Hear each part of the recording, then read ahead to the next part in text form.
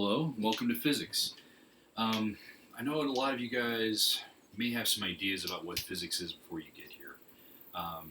But very simply put, physics is just all about the study, science of motion. It's other things too, forces and energy, right? But all of it kind of comes down to how things move and behave. And that's what we're going to be studying here. But to do it, physics is probably different from any other class that you've had before, unless you've taken physics already, in that it is very much based in math.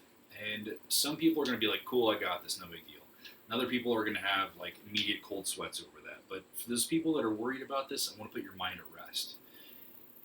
If you've ever struggled with math in the past, there's a good chance that it is because it was overly abstract, right? They didn't have a whole lot of concrete examples maybe in there. Physics is the exact opposite of that. And here's what physics can do for you. If you struggled with math before, it can give you a new insight into basically what that math represents and how to use it, or at least one way, right? And so when we talk about things in here, we have to represent them mathematically to get them to make sense. We're going to have to juggle numbers around and such like that. But here's a second chance for you. You can take things that you've heard of before, and now you can actually apply them in a new way. And applying them, you're going to draw on things you already know about. How fast is my car going? How long is it going to take to get somewhere, right? And then all of a sudden, the math that maybe you were doing before that didn't make as much sense, maybe now it does, right? So the thing I love about physics is it takes something that's really abstract like math and it turns it into something really concrete. And the way that I got to be better at math was actually through this, by applying it in some, concrete way. So hopefully this will help you guys with that. To start off, the first topic that we really have to talk about in physics, we're talking about motion for the most part, right? That's what we said physics is all about, or mostly about. So if we're talking about motion, what do you have to do to describe motion? You have to know where you are, where you're going, and how fast you're going to go, right? So for that, one of the first things you really have to step into is this idea of distance and displacement. And those are very different things. They sound very similar. Probably most people, when they use like common language in your vocabulary, you're talking about distance. Some people might talk about displacement as far as things go, but probably pretty rarely. But you're going to see that they're very similar things. But before I dive into it, we have to discuss one other thing that's mathematical, okay? There's some new terms for you. Maybe you've heard them before, maybe you haven't. Scalar versus vector, okay? They're both numbers. They're both mathematical quantities, things that you can use to describe a motion, right? It's just a number is all it is, okay? And you've actually used both. A scalar, though, is a thing that you're more familiar with. When you talk about speed, you're talking about 10 miles an hour, right? Or you're talking about a distance of 10 meters, or if you're talking about some kind of a length, right? He's 6 feet tall. You're talking about a scalar, okay? It's only a number. It's only a number. So if you're going 50 miles an hour, that's a number. A vector, on the other hand, is a number, but it also has a direction, okay? And so the way that you've seen this before is on a graph. So when you've actually plotted out points on, Cartesian coordinates, or this XY grid, right?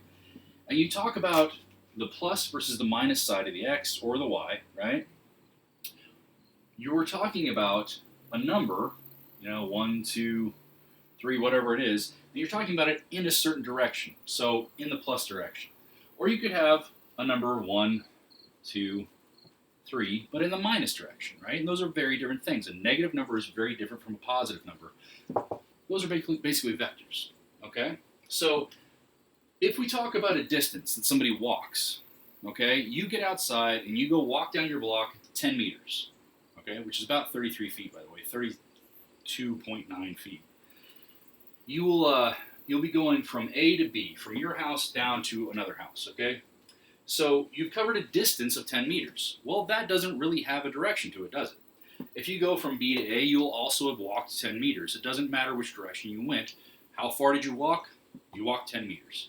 If you walk to A to B and then back to A, you'll have walked 10 meters, and then another 10 meters, you'll have walked 20 meters.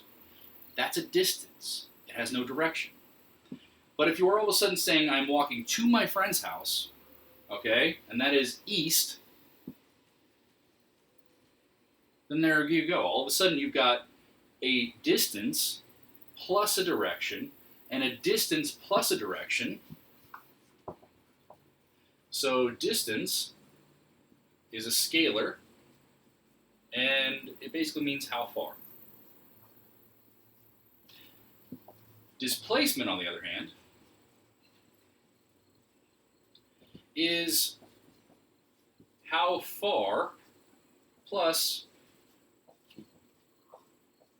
which way, which direction.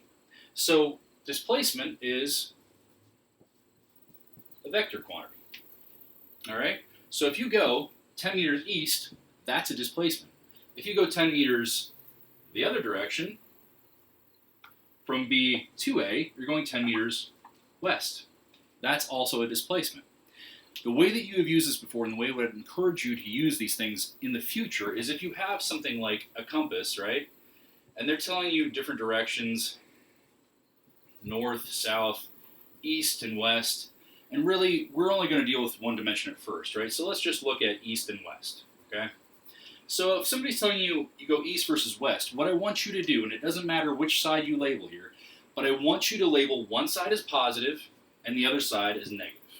And it doesn't matter at all. You can switch that up, okay? As long as you tell me east is positive and west is negative, we're going to be good to go, okay? So the reason for that you're going to see in just 1 second, all right? Why do I want the plus and the minus? Because it's going to make your life so much easier, okay? So when we're talking about distance, if you go from A to B, and then you go back from B to A, and again, these two lines, they're actually overlapping, okay? I just can't draw one on top of the other. But it represents somebody just turning around and going straight back the way they came, okay? So if you go 10 meters, all right, your distance that you cover, let's keep track of this. So your first segment, you walk from A to B, you go 10 meters, okay? What's your total distance? Well, now you're going to turn around and go back to A, okay? So now your total distance is you go another 10 meters. So your total distance is 20 meters, okay? How is that different from your displacement? Well, let me use a different color here. So displacement, as we said before, it's a vector, so it has a direction. Okay, it has a positive or a negative with it, as well as a number. So when we talk about your displacement now, okay, so here you go.